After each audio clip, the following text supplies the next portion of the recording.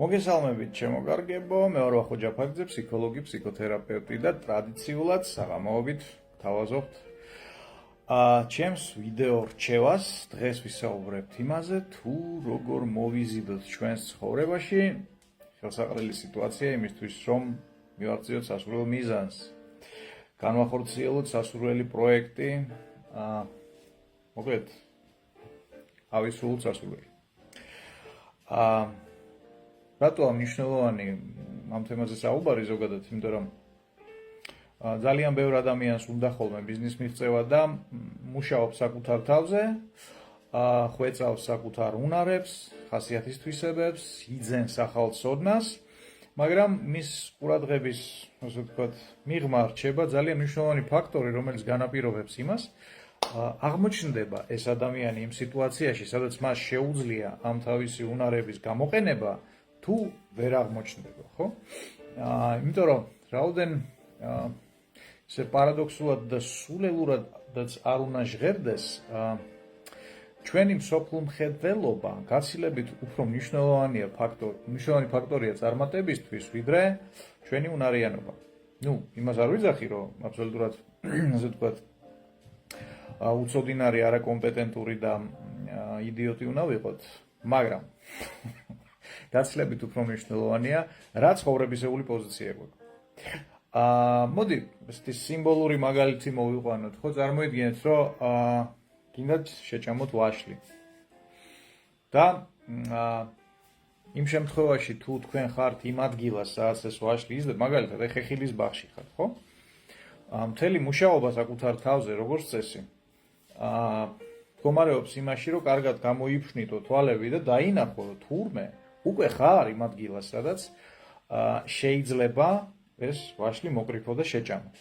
და ამისთვის გჭირდება მაგალითად კიბე, რომ ახვიდე ხეზე. ხო, ეს კიბე არის თქვენი უნარების, განათლების, ხასიათის თვისებების, ასე ვთქვათ, თქვენი შინაგანი ბაგაჟის სიმბოლო. მაგრამ თუ არ ხარ ხეხილის ბაღში, ცოტა სხვა ისტორია. მაგალითად, ადამიანები, რომლებთანაც მუშაობდა უკვე 20 წლის განმავლობაში, ვეხმარები ადამიანებს, რომ დაძლიონ საკუთარი პრობლემები და შედეგიანობა გაზარდონ როგორც საქმეში, პროფესიაში, ფინანსებში, ასევე, ასე ვთქვათ, ურთიერთობებში, კერძო ცხოვრებაში, საოჯახო ცხოვრებაში და ასე შემდეგ. ხო და ძალიან ხშირად ხდება, რომ ჩვენი მუშაობის შემდეგ ადამიანებს აქვს მომენტალური შედეგი პრაქტიკულად. ხო, რამდენიმე დღეში, რამდენიმე კვირაში, მაგალითად, შემოსავალი ეზრდება 2-ჯერ ან 3-ჯერ. რაში იყო საქმე? საქმე იყო იმაში, რომ ეს ადამიანი მარტივად რო ვთქვათ, ოქროზე იჯდა და შავ დაობებულ პურს ჭამდა. რატო? იმიტომ რომ მისი მსოფლმხედველობა არ აძლევდა მას საშუალებას, რომ ბანალურად დაენახა ის შესაძლებლობები, რომელიც ყოველდღე ესე მის ხვირძინ დადიოდა. და ამ შემთხვევაში შეიძლება წარმოიდგინოთ, რომ ეს ქაღალდის ის ქონდა პაკეტი ჩამოცმული თავზე. მოვაძრეთ ეს რაღაცა და უცებ გაახირა თვალი და დაინახა უიმედე და აგერ ყოფილა. გაიშვირა ხელი, ასე ვთქვათ და მიიღო შესაბამისი შედეგი. მაგრამ არის ხოლმე სიტუაციები, როდესაც ადამიანი არ იმყოფება ამ ხეხილის ბაღში. ანუ არ არის იმ სიტუაციაში, სადაც უკვე მზა სახით არის მოცემული ეს შესაძლებლობები, ან არის ამ შესაძლებლობების შექმნის შესაძლებლობა. მარტივად რო ვთქვათ, გინდა ვაშლი და უცებ თვალს ახელ და აღმოაჩინე, რომ ხარ ნაგავსაყრელზე ელემენტარულად, ხო? სადაც ვაშლი არ იზრდება. ნაგავსაყრელი კიდე ჯანდაბა, შეიძლება ეს ნაგავი გაიტანო, რაღაცა ხეხილის ბაღი გააშენო და როცა განმავლობაში ვაშლიც მოვა. მაგრამ ხანდახან ისე ხდება, რომ ხოლმე რომ მაგალითად ხარ რადიოაქტიული დაზიანების არეში, სადღაც ეს სიმბოლურად რო შევადაროთ, ხო, თვითონ გარემო იმდენად ტოქსიკურია, რომ ვერანაირი ხეხილის ბაღი შიგნით ვერ გაშენდება. შესაბამისად, შენ გჭირდება შინაგანი ნავიგაცია, იმისათვის, რომ აღმოჩნდე იმ სიტუაციაში, სადაც ეს ხეხილის ბაღი უკვე არის, ან იმ სიტუაციაში, სადაც შეიძლება ეს ხეხილის ბაღი შექმნა, ხო? და აქ უმთავრეს როლს თამაშობს ჩვენი რწმენა-წარმოდგენები. იმიტომ რომ ჩვენი ტვინი არის მოწყობილი ძალიან საინტერესოდ. ის, რაც ვჯერა საკუთარი თავის შესახებ და რაც ვჯერა გარემოს შესაძლებლობების შესახებ, ჩვენი ტვინისთვის ეს არის ფაქტიურად სამუშაო დავალება და ის ცდილობს ყველანაირი ძალისხმევით მიგვაღებინოს ისეთი გადაწყვეტილებები, გადაგვადგმევინოს ისეთი ნაბიჯები, რომ საბოლოო ჯამში ამოვყოთ თავი ზუსტად იმ სიტუაციაში, სადაც აი რისიც გვჯერა ზუსტად ის შესრულდეს, ან იმის შესაძლებლობა შეიქმნას, ხო? და ამ შემთხვევაში თუ გარემოს შესახებ მაგალითად შენი წმენა წარმოდგენები ისეთია, რომ აი გარე სამყარო არის ესეთი რესურსებით ღარიბი ადგილი, სადაც ადამიანები ერთმანეთს ესე ვთქვათ პირიდან აგლეჯენ პურის ნაჭრებს და ქათმის ბაკლებს იმისთვის რომ გადარჩნენ, ხო? ამ შემთხვევაში შენი ქვეცნობიერი ზუსტად ამ მიმართულებით წაგიყვანს. ანუ ან აღმოჩნდები ესეთი ადამიანების გარემოში, სადაც ერთმანეთს კანის ექიმის მზერით უყურებენ ერთმანეთს რაც აართვან, ან ასე ვთქვათ, მოხდები აბსოლუტურად ისეთ კონსტრუქციულ გარემოში, მაგრამ შენი მოქმედებებით კონფლიქტების პროვოცირებას შექმნი. აი, არსებობენ ადამიანები, რომლებიც არიან მოსიარული კონფლიქტები. რატო? იმიტომ რომ მათ თავში აქვთ ჩაჭედილი ერთი მარტივი იდეა, რომ ეს ცხოვრება და ეს სამყარო არის ომი. ხო და სადაც მიდიან აი ამ ომს აჩაღებენ. შესაბამისად, იგივენაირად მუშაობს ეს მექანიზმი, როდესაც საკუთარ თავზე ვფიქრობთ, ხო? თუ საკუთარ თავზე ფიქრობ, რომ გაქვს დასწავლის უნარი, ასე თუ ისე ხარ ნიჭიერი ადამიანი, შეგიძლია რაღაცეები, ხო? შესაბამისად, საკუთარ თავში ან აღმოაჩენ, ან შექმნი აი ამ ძლიერ მხარეებს, ასე შეგიძლია დაეხოდნო იმისთვის, რომ რაღაცა წინსვლა განახორციელო. თუ გჯერა, რომ დამთავრებული იდიოტი ხარ და არაფერი გეშველება, სურო გენიოსი იყო. შენი ქვეცნობიერი შენგან დამალავს შენს ნიჭიერებას. ძალიან ხშირად მიხდება ხოლმე ეს ადამიანთან ურთიერთობა.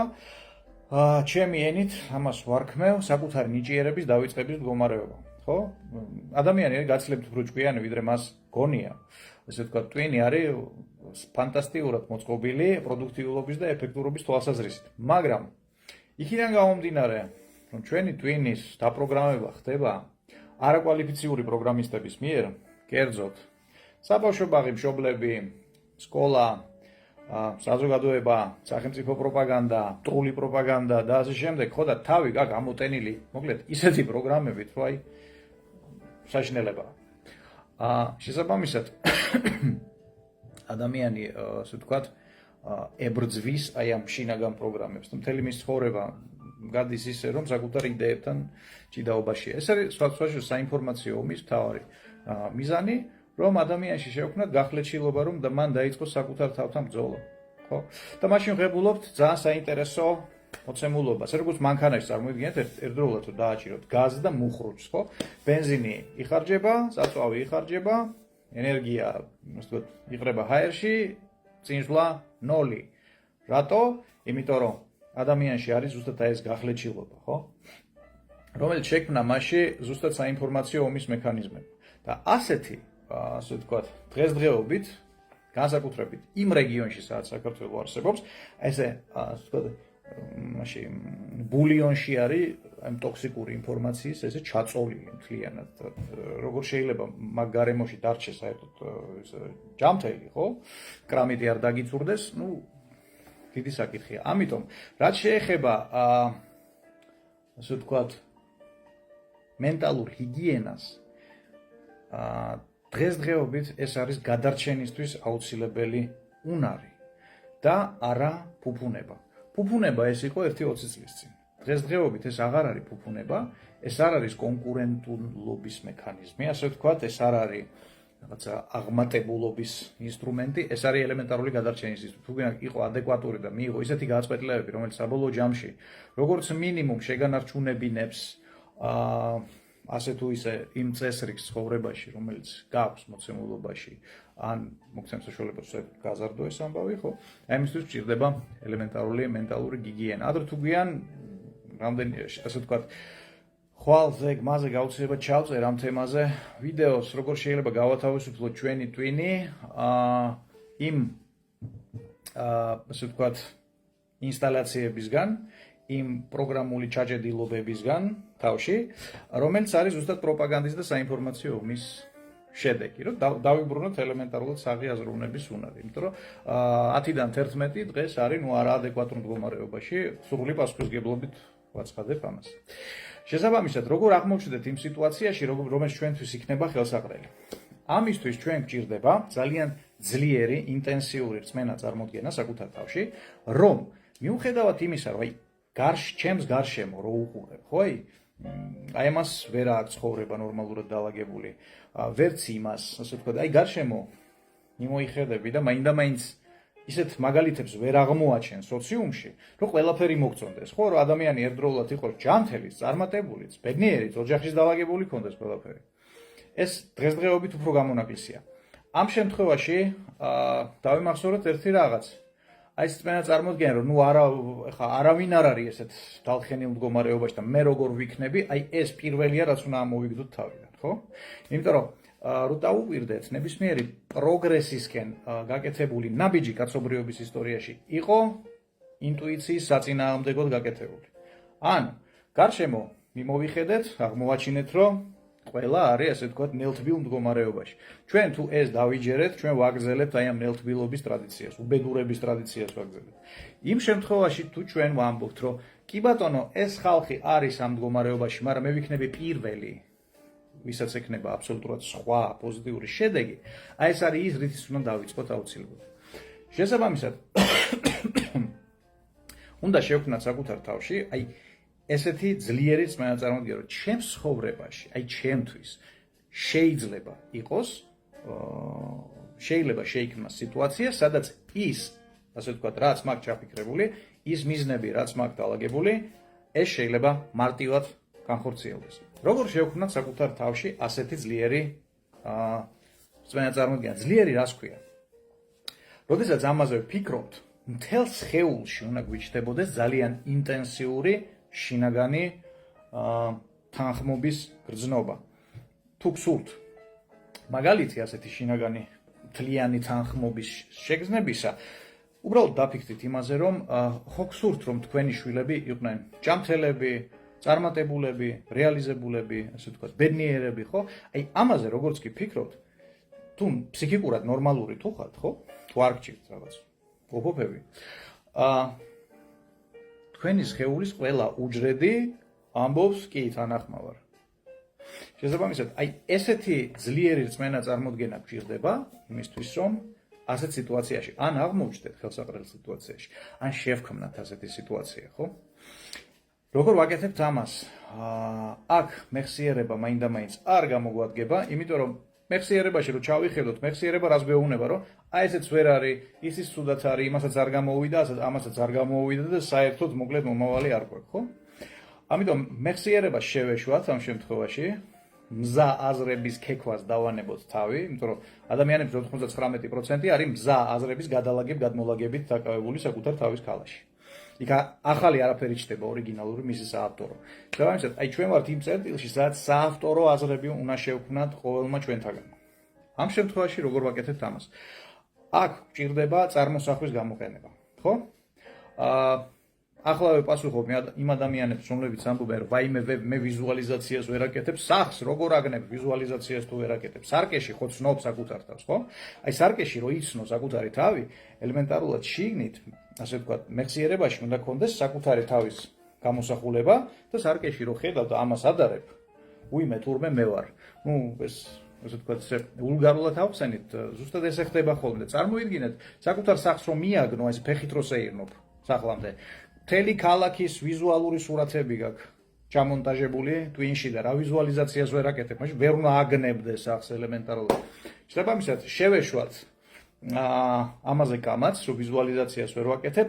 ამას ამბობენ ხოლმე ის ადამიანები, ვისაც გონია, რომ ვიზუალიზაცია უნდა იყოს, აი ისეთივე ზუსტი, როგორც ცხოვრებაში ხედავ გამოსახულებას, ხო? ასე არ ხდება, აბსოლუტურად ყველა ადამიანი ვიზუალიზირებს, ცოტა ბუნდოვანია, ცოტა გამჭვირვალეა. ცოტა ლივლივებს, ასე ვთქვათ, ეს გამოსახულება, ეს არის აბსოლუტურად საკმარისი.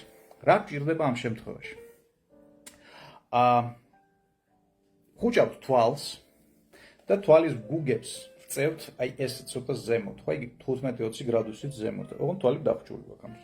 ამ დროს წარმოვიდგენთ აი ესე დიდ ეკრანზე საკუთარ თავს, რომელიც აღმოჩნდა აი იმ ხელსაყრელ პირობებში, სადაც მას შეუძლია ასე ვთქვათ, რომ თავისი უნარები გამოიყენოს, თავისი ნიჭიერების რეალიზაცია გააკეთოს, ასე ვთქვათ, ის რისი მიღწევად სურს, აი ეს სიტუაცია აძლევს საშუალებას. და ამ დროს ვხედავთ საკუთარ თავს გვერდიდან დაახლოებით 15-20-წამიანი ფილმი, თუ დავინახოთ აი ესეთი. კიდევ ამას თუ მივამატებთ აი ესეთ ხელის მოძრაობას, ხო?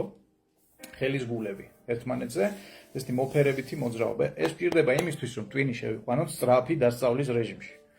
შესაბამისად, ერთხელ ვნახეთ 15-20-წამიანი ფილმი, ესეთი ვიზუალიზირებული, სადაც ხედავ საკუთარ თავს, რომელიც აღმოჩნდა ზუსტად აი იმ პირობებში, სადაც მას შეუძლია საკუთარი პოტენციალის რეალიზება.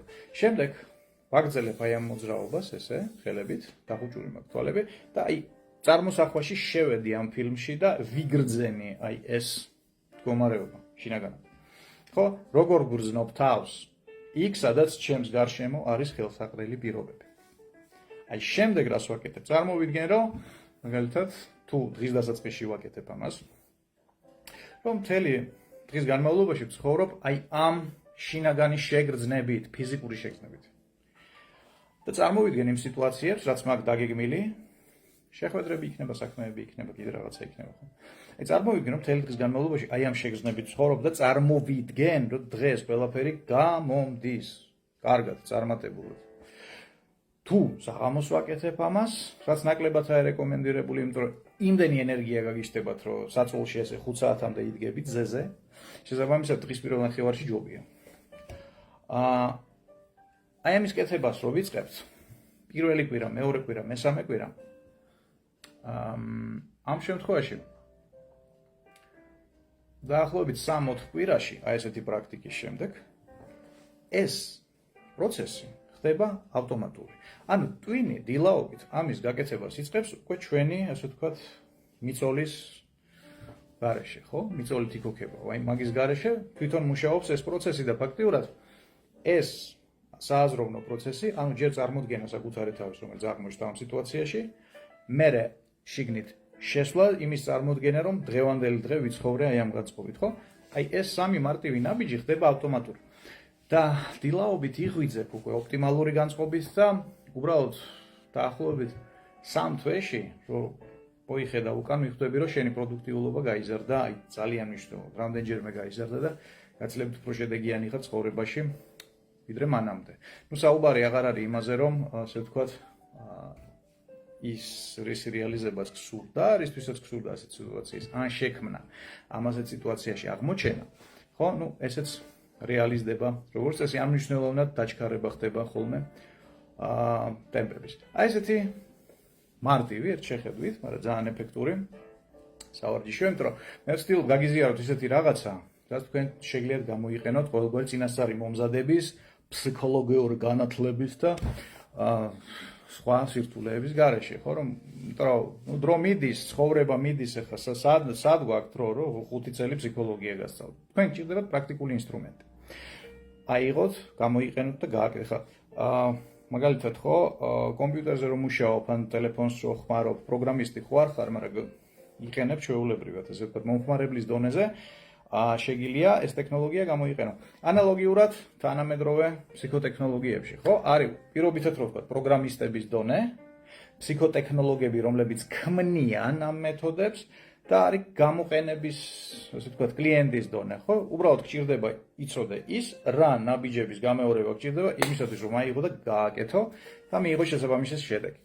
აქვე მინდა შეგახსენოთ, რომ 23 მაისს ვიწყებთ მე რამდენად აღარ მახსოვს, შეუზღუდავი მიღწევების მარათონს, რომელიც წარმოადგენს 21 დღიან პროგრამას და აი ამ პროგრამის განმავლობაში, ხო, შევისწავლით ძალიან ბევრ პრაქტიკულ ინსტრუმენტს, რომელიც მოგცემთ საშუალებად, რომ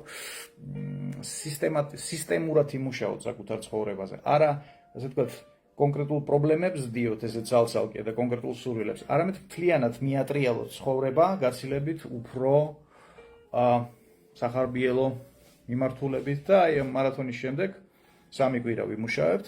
რატო 3 კვირა? იმიტომ 3 კვირა რო აკეთებ რაღაცეებს, ჩვევაში გადადის. ანუ ტვინს უჩნდება ჯანსაღი მენტალური ჩვევები. და აქ არ არის საუბარი მხოლოდ ჩამთელობაზე, აქ არის საუბარი შედეგიანობაზე. იმიტომ რომ ვზივართ ჭაობში, მაგრამ კარგად ვგზნობ თავს, არ ვთვლი რომ ეს არის ნორმალური შედეგი, ხო? ეს ანეკდოტი რო არის, ხო გახსოვთ?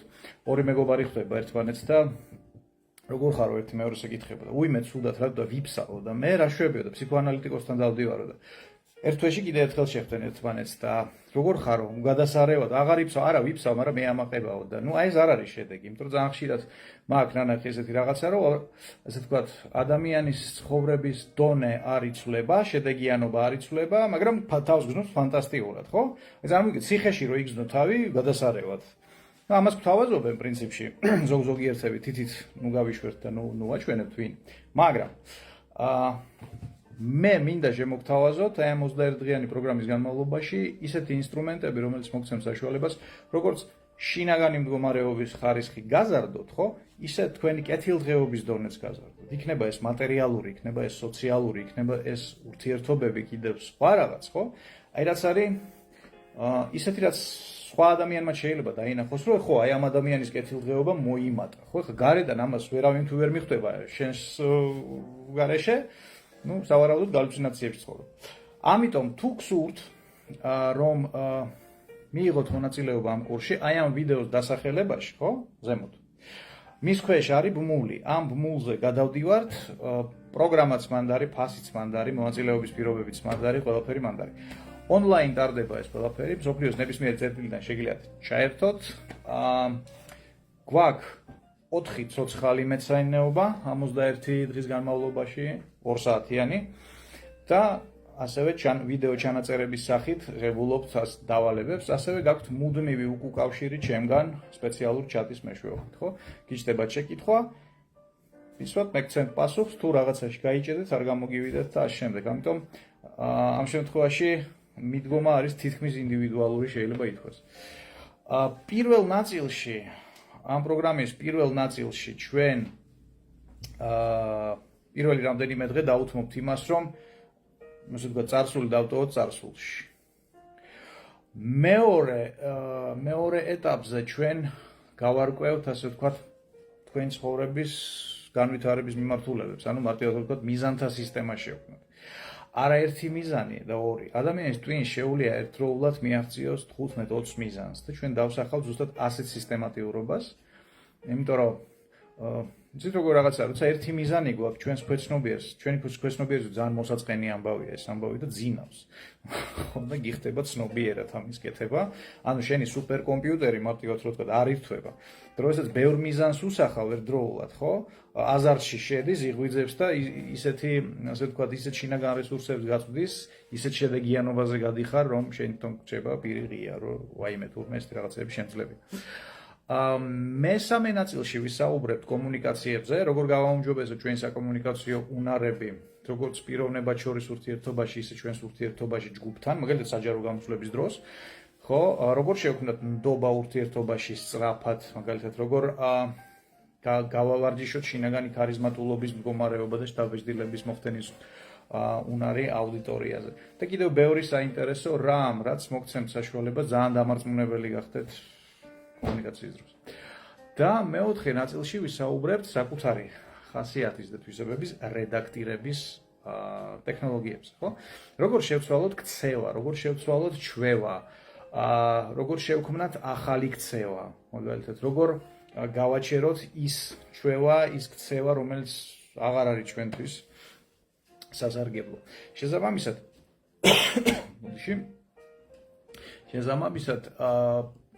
მინდა გიჩვენოთ ძალიან მარტივი რაღაცა. სინამდვილეში ძალიან მარტივი იდეა დევს ამ კურსში. რომ ცვლილებები შეიძლება იყოს კომფორტული. ცვლილებები შეიძლება მიმდინარეობდეს სასიამოვნო ემოციების ფონზე. ის იდეა, რომ იმისთვის, რომ რაღაცას მიაღწიოთ ცხოვრებაში კომფორტის ზონიდან უნდა გამოხვიდე, ბოდვა შემიძლია ასე ვთქვათ, განგიცხადოთ სრული პასუხისმგებლობით. გარდა ამისა სისულელეა, ხო?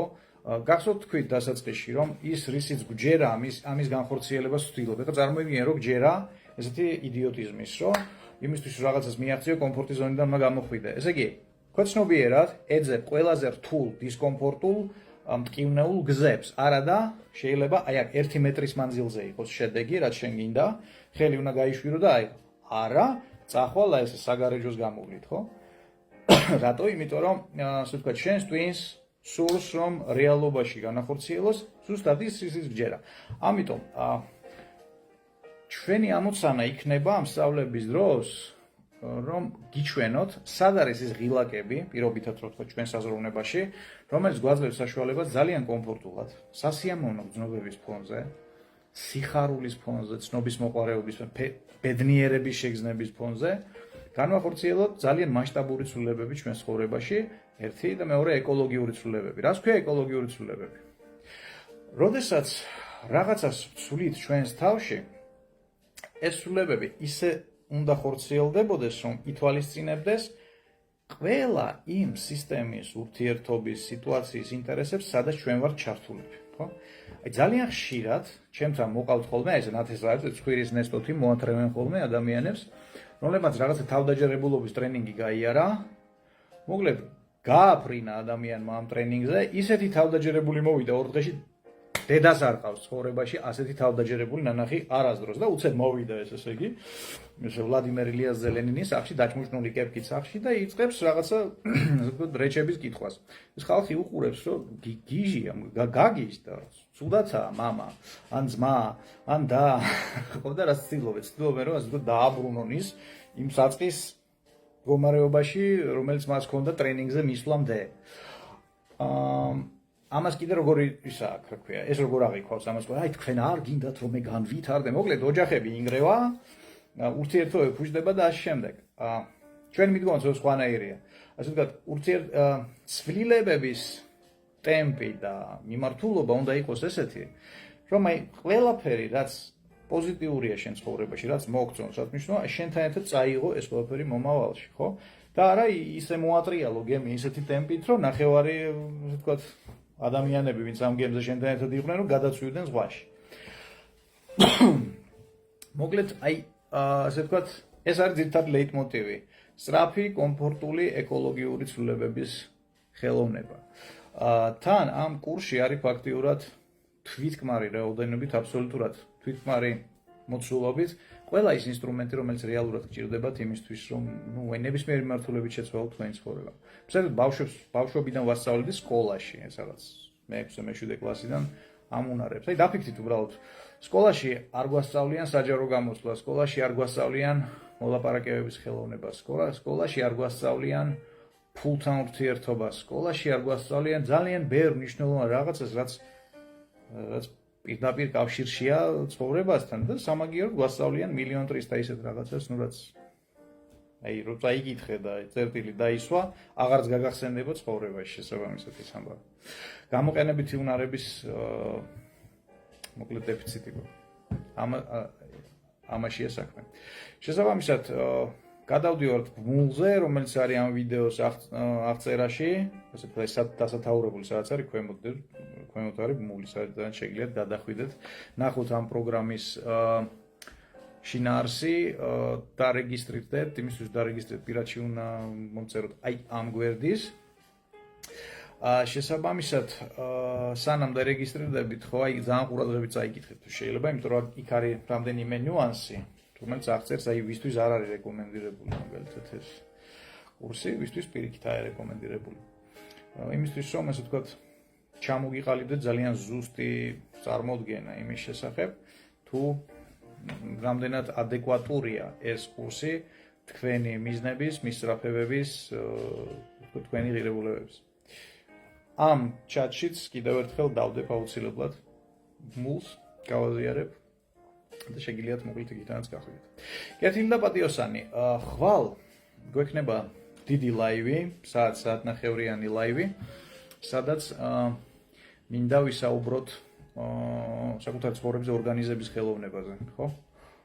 ასე ვთქვათ, როგორ მოვახდინოთ ძალიან მარტივად საკუთარი აზროვნების ორგანიზება ისე, რომ აი ყოველგვარის ძალდატანებების გარეშე მე 2 შაბათიდან რაღაც გეგმებს რო წერენ, ხო, ყოველდღიურად ტიპები რაღაც ორგანიზერებს ყიდულობენ Amazon-ზე. არა, აი ყველა ამ ზედმეტის ხეულის მოძრაობის გარეშე მინდა გიჩვენოთ ის მექანიზმები ჩვენს ცნობიერებაში და ჩვენს ქვეცნობიერში, რომელიც გვაძლევს საშუალებას ჩვენი ცხოვრება იმდენად ორგანიზებული გავხადოთ, იმდენად მოწესრიგებული გავხადოთ, რომ ვასწრებდეთ იმდენს, რამდენსაც ასწრებს, 3 ადამიანი ხოლმე. აი მე მეკითხებიან ხშირად ძალიან, რომ აი როგორ ასწრება ამდენ რაღაცას როგორ აკეთებ. ძალიან მარტივად. უბრალოდ ჩემს ქვეცნობიერს სწორ ინსტრუქციებს ვაძლევ და სანამ ცნობიერად ერთ საქმეს ვაკეთებ, ის აკეთებს ორს კიდე. ხო და აი ამაზე მინდა ვისაუბროთ ხვალე, საღამოს 9 საათზე თბილისის დროით, შემომიერთდით ამ გვერდზე, ამ პეიჯზე, ანონსსაც დავდებთ. ან დღეს საღამოს, ან ხვალდილით სავარაუდოდ და მოკლედ იქაც გეულდებით. აბა გისურვებთ სასიამოვნო პრაქტიკას, სასიამოვნო გაცნობიერებებს, სასარგებლო გაცნობიერებებს და მომავალ შეხვედრამდე.